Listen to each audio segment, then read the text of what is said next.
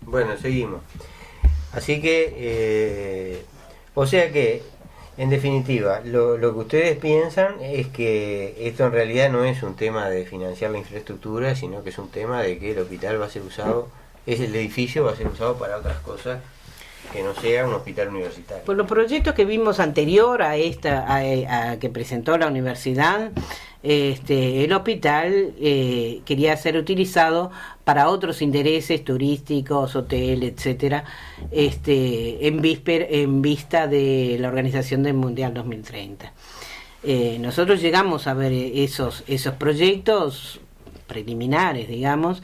El Poder Ejecutivo contrató a una consultoría encargando a la doctora Paloma Alonso a diseñar un proyecto para el Hospital de Clínicas, y era un hospital mucho más pequeño, de 4 pisos, y donde el resto hecho por fuera del hospital, incluso se utilizaba la parte del edificio del hospital para un hotel, entrando por la parte posterior de atrás, que nosotros le decimos, del hospital de clínica, 23 pisos, 100.000 metros y también se utilizaba parte del edificio de las escuelas que se está construyendo ahí para la entrada. O sea, era un proyecto totalmente contra lo que es el proyecto universitario.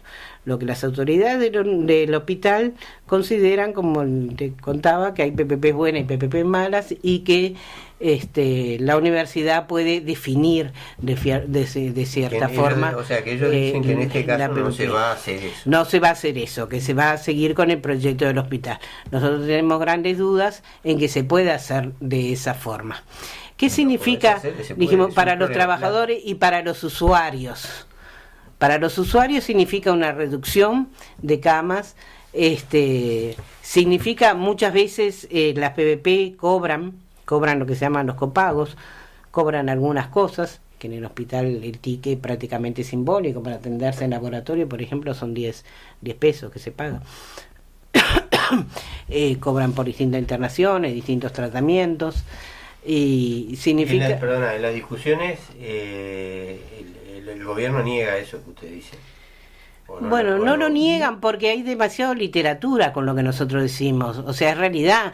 A ver, las PPP empezaron con la época de Thatcher, pero después las PPP se fueron para atrás.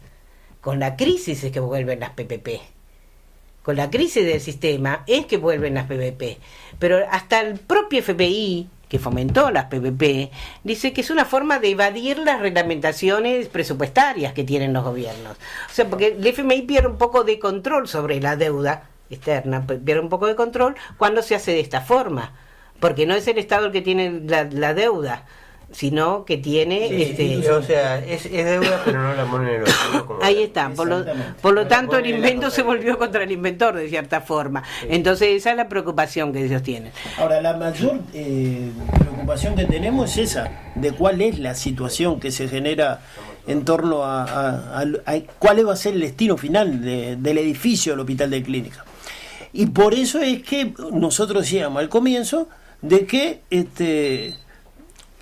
¿por qué quedó fuera el Hospital de Clínica del Sistema Nacional Integrado de Salud? Porque ya estaban en el plan del gobierno, era hacer lo que se está haciendo ahora en la Universidad de la República.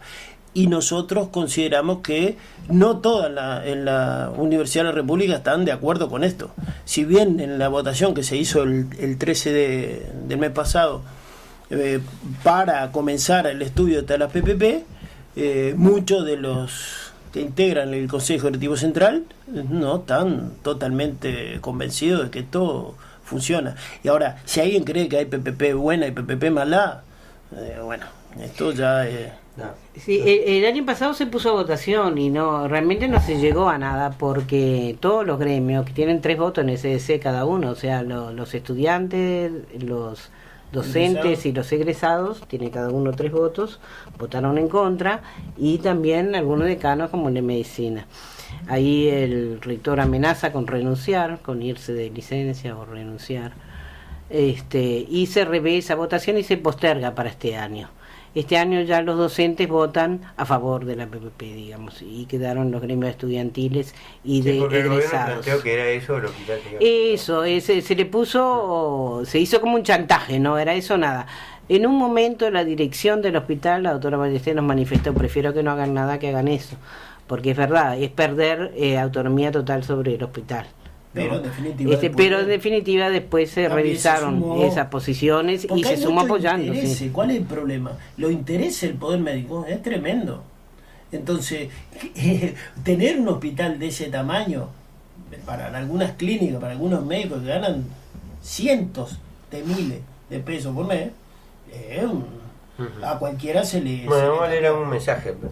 Buenas noches, camarada. Un 24 y 25 de octubre de 1917 triunfan los soviets controlados por los bolcheviques. Se apoderaron de puntos estratégicos de la capital, San Petersburgo. El 25 de octubre, tras el asalto al Palacio de Invierno, cayó el gobierno provisional. La Guardia Roja se hizo con el control de los edificios estratégicos. Viva la Revolución Rusa, viva la URSS, viva el marxismo-leninismo, viva el socialismo. Saludos, el Che Coquito Gali. Saludo al Coquito. ¿Qué es de la vida del ex director, eso para ustedes, del ex director doctor Víctor Tonto, quien tratara de copadores a los trabajadores del hospital? Inocencia. Está jubilado porque, por enfermedad incluso. Está jubilado. Bueno, está claro. ¿Tienen algún anuncio, algo que hacer con En realidad, terminamos? Pasamos a otro tema. Hubo toda una movida también en la Facultad de Medicina con respecto al doctor Víctor Tonto, ¿no? Si bien él tenía una enfermedad crónica, también fue de cierta forma removido y sustituido porque no era apto para este periodo de cambio, digamos, que iba a tener el hospital. No les convenía. O sea que no apoyaba esto. No apoyaba. No, lo que nosotros estamos planteando, para todo lo que estamos escuchando, es que en la reunión que tuvimos el viernes pasado se va a repetir este próximo viernes, en donde invitamos a la participación de todos los trabajadores, los sindicatos, las personas que quieran. ¿Dónde y cuándo? Eso se va a hacer, eso se hace a las 6 de la tarde en la sede del sindicato de la UTHC en Avenida Italia y San Bucete. Eso es a las 18 horas. O sea, sería importante que todo el mundo que quiera participar, horas, entonces, lo estamos invitando, porque tenemos ya unos planes para confrontar con esto, porque para nosotros esto es un problema muy complicado. Se le sumó a FUR y FEU, ¿no? Sí, a FUR y FEU y otros sindicatos estuvieron también participando en esta reunión. Hubo compañeros de AUTE y de distintas organizaciones, gremios estudiantiles principalmente. Esto es importante porque este es un tema político y se resuelve con cambio de políticamente, un cambio en la correlación de fuerzas. Nosotros estamos convencidos que esto sí se puede cambiar desde el gobierno en la universidad, o sea, se puede frenar desde la propia universidad, ¿no? Y decir también que la lucha esta la vemos también a mediano y largo plazo, que la lucha por la defensa de la salud pública va a seguir existiendo, se privatice o no se privatice el Hospital de Clínicas, y conformar un movimiento en defensa de esta salud pública que a partir del SNID ha tenido una arremetida tremenda y se ha transformado el SNID en un sistema de privatizar la salud con fondos públicos. Bueno, pienso que quieren desalojar el Clínicas por motivo de seguridad para organizar el Mundial de Fútbol 2030. Saludos, Milano, que es una médica que le mandamos un abrazo de acá. Bueno, muchas gracias. Bueno, vamos a pasar a hablar un poquito de la regasificadora porque yo me quiero divertir un poco también, no sean malos. ¿Cómo no? No puro sufrimiento. Dicho en broma. No, porque nosotros, los oyentes, algunos sabrán o se acordarán, otros no sé, ustedes mismos. Nosotros hace 3 años, yo en aquellas épocas integraba la Red de Economistas de Izquierda del Uruguay, y hicimos un estudio bastante profundo que llevó unos cuantos meses de trabajo, la verdad, trabajo de verdad, trabajo, con motivo del tema de la regasificadora. O sea, nosotros hicimos un estudio desde el punto de vista económico, ¿no? O sea, qué significaba la regasificadora, si estaba justificado. Eso nos obligó a estudiar todo el tema de la energía en el país, la generación de energía eléctrica, de todas las fuentes de generación, toda o sea, la cantidad de energía generada por las represas hidroeléctricas, la cantidad de energía generada por las térmicas, los consumos de combustible, los precios de los combustibles, la posible evolución de los precios de esos combustibles. O sea, todo eso, además, para el que no es técnico en eso, implica mucho trabajo, porque hay que aprenderse todas las unidades que se miden, los combustibles que se miden todos en unidades distintas, cosas que son por tonelada, otras que son por poder energético. Eso se transforma en kilovatios hora. Bueno, todo era bastante complicado, lo hicimos, ¿no? Y se publicaron una serie de trabajos. Uno de ellos fue respondido por el entonces director de energía, Ramón Méndez. Y bueno, nuestra tesis era, después de todo eso, no era una cosa caprichosa ni cosa, era una cosa. Después de todo ese estudio llegamos a la conclusión de que la regasificadora no tenía sentido, porque la capacidad que tenía, la cantidad de gas que producía iba a ser utilizada en una cantidad, en un porcentaje mínimo, ¿verdad? Que nosotros en aquel momento creo que estimamos, en aquel momento estaba sobre la mesa el proyecto de Aratirí, ¿no? Iba a consumir mucha energía. Suponía que iba a consumir un 20% del total de energía, o sea, del consumo en aquel momento de energía eléctrica del país, ¿verdad? Aún así, con Aratirí, nosotros llegamos a la conclusión de que se iba a usar menos de un 10% de la capacidad, en forma, digamos, regular, ¿no? Promedial de la capacidad de la regasificadora, por lo cual, dado el costo que tenía el asunto para el Estado, que lo estimamos, según se informaba públicamente, era más de 2.000 millones de dólares. No se justificaba. No se justificaba. Ahí está. Bueno, pasó el tiempo, la regasificadora no se hizo, no por lo que nosotros habíamos dicho, sino porque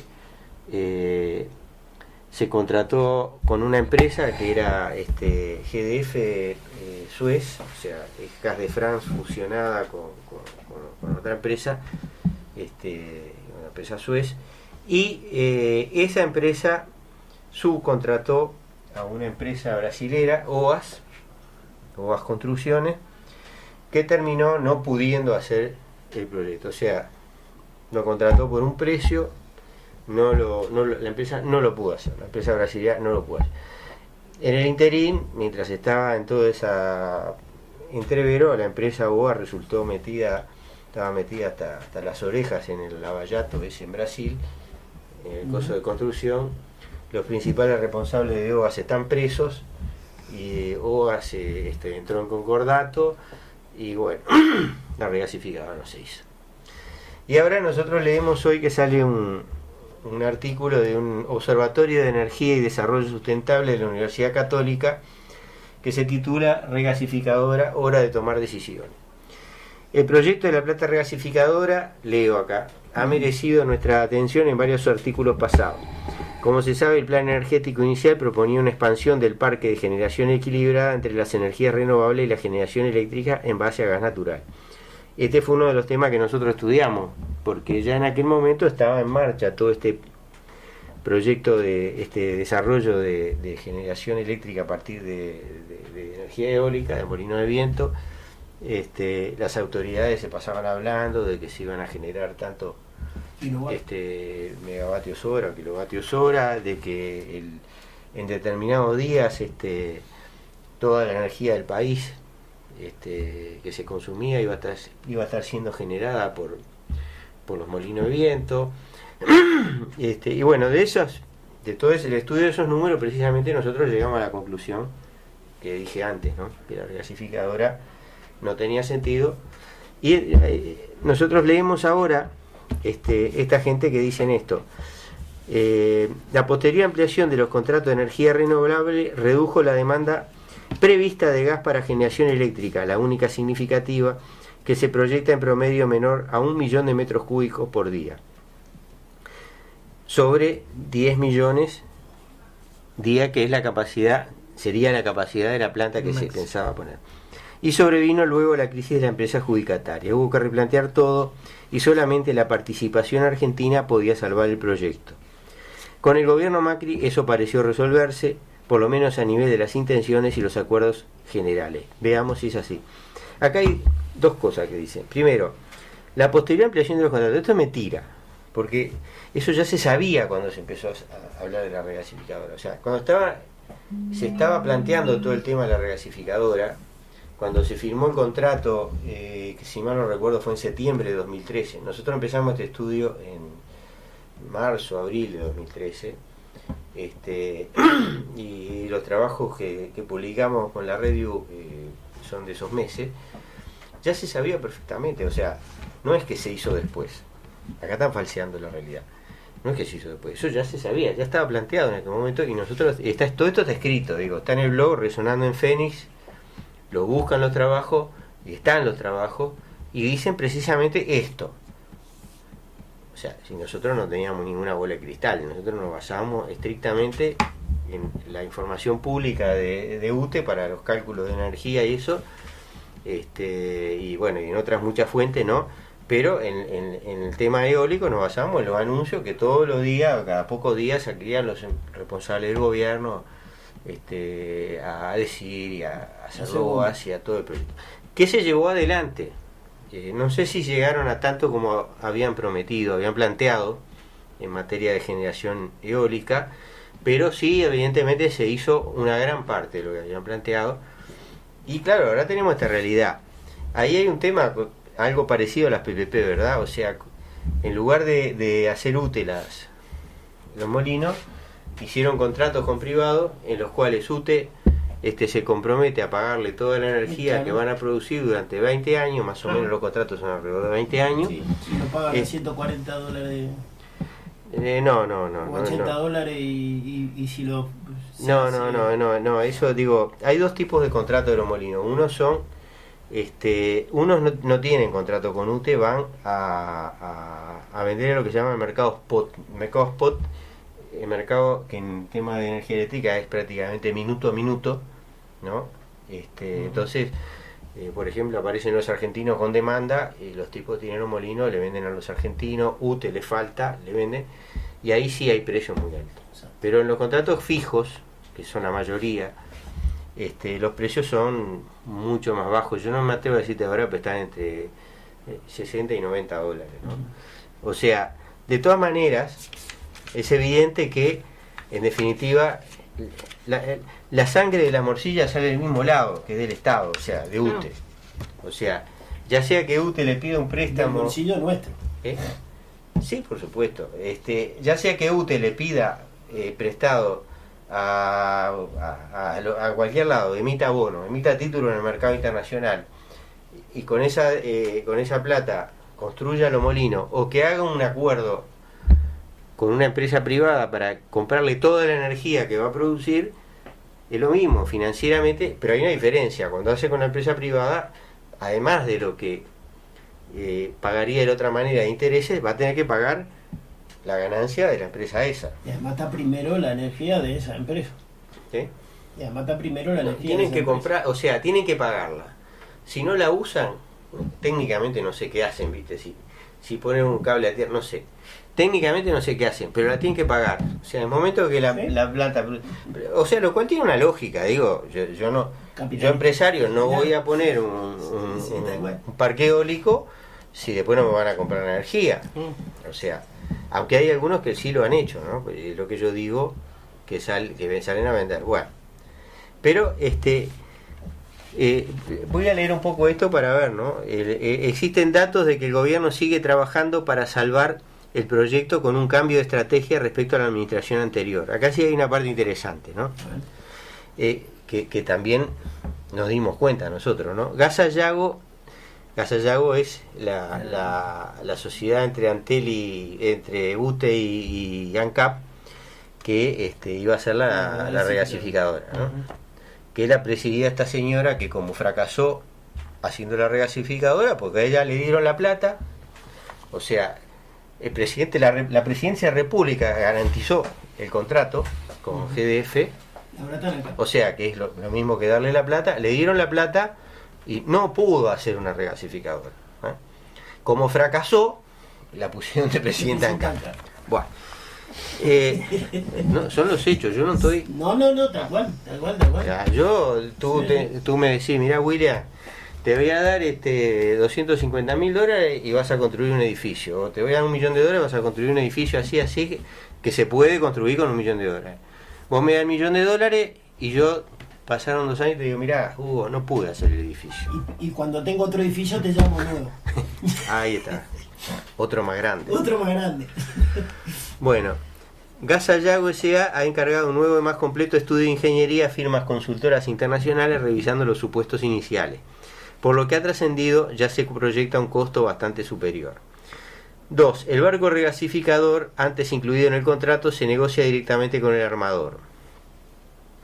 Bueno, no voy a entrar en detalle acá porque se va el programa y no es el mayor interés, ¿no? Eso, el que le interese el tema, están los trabajos que publicamos en aquel momento, está eso descrito con detalle y creo que con bastante claridad, en fin. 3. Se está buscando un socio operador que construya la terminal y luego la opere haciendo la inversión y cobrando por el servicio. 4. Una consultoría está determinando los costos y precios proyectados del servicio de la regasificadora y la escala necesaria para funcionar. Un estudio que podría determinar incluso una ampliación de la capacidad para lograr costos competitivos. Se está buscando proveedores de gas natural licuado y se encaró el tema tal vez más importante, el de la demanda, el pequeño detalle, ¿verdad? Vamos a poner la chacinería, pero yo primero buscaría a quién venderle los chorizos. Después agarro y empiezo, me planteo hacer una chacinería, ¿no? Y a veces tampoco quedar sin gas, por cañería. Por eso una de las grandes discusiones en el hospital fue el marco de cuál iba a ser la referencia geográfica. A qué pacientes, a qué población iban a atender, porque los cánones se cobran por cantidad de usuarios o cantidad de pacientes referenciados. Bueno, entonces, eso es importante para hacer la se cuenta. llamó a una open season, o sea, un llamado de interesados en comprar el gas, que como era una cosa no vinculante, o sea, no obligatoria, aparecieron un montón. Claro. Hasta yo podíamos haber ido nosotros, Pablo, decir que queríamos comprar algunos cientos de miles de metros cúbicos diarios de gas. Bueno, ahora dice que van a hacer un llamado obligatorio, ahí se verá. Y hay que ampliar para venderle gas a la Argentina, dice que hay que ampliar el gasoducto, que eso es otra inversión muy grande, ¿no? Pero acá hay una frase, ¿no?, que tengo por abajo que está buena. En esto estoy de acuerdo. Sí, pero Macri... Ahora hablamos un poquito de la Argentina en el gas. Hay que reconocer que este nuevo camino implica un encare profesional y aunque consuma recursos públicos abundantes, estudios y consultorías, más el funcionamiento de la estructura de Gas Sayago durante ese tiempo, permitiría definir seriamente el proyecto y su viabilidad. O sea, el trabajo acá está diciendo, ¿no? Porque esto no lo hicieron antes, en vez de meterse de lleno en el proyecto. Porque nosotros tuvimos la gran suerte. Ahora, ¿qué pasa? El Estado ya perdió un montón de plata. Supuestamente le cobró $100 millones de garantía a GDF. Porque GDF le cobró $100 millones de garantía a OA, porque no pudo hacer la obra, bueno. Pero el Estado gastó lo menos $140 millones. Está perdiendo 40. Porque tuvo que hizo el dragado para la obra, para que los barcos pudieran llegar, y hizo un gasoducto que va desde Punta Yeguas hasta el gasoducto Cruz del Sur, que va ahí pegado a la ruta 1, ¿verdad? Hizo el gasoducto, hizo el dragado y ha gastado una montaña de plata en toda esta burocracia de Gas Sayago, estudios locales, el sueldo de la señora esta, o sea, han gastado un montón de plata y siguen gastando un montón de plata. Y de premio lo llamaron a China. De premio lo llamaron a China. ¿Qué? La llevaron a China de premio. Bueno, sobre esta nueva estrategia, baila bien el tango. Sí. Sobre esta nueva estrategia se pueden comentar 3 cosas. La primera es por qué no se hizo un esfuerzo así en el periodo pasado si se estudió el tema durante años. Leyendo entre líneas a las autoridades actuales, es difícil no concluir que el proyecto anterior contaba con falencias importantes. Bueno, acá digamos hay toda una serie de cosas y viene lo de la Argentina, ¿no? Y finalmente, ¿por qué tiene que liderar Uruguay un complejo y millonario proyecto donde tiene que gastar para estructurar, luego respaldar con el Tesoro Nacional, hacer obras de dragado, asumir riesgos diversos? Y todo para que el 90-95% del gas natural se lo lleve a Argentina. La regasificadora ya no es estratégica para nuestra matriz energética.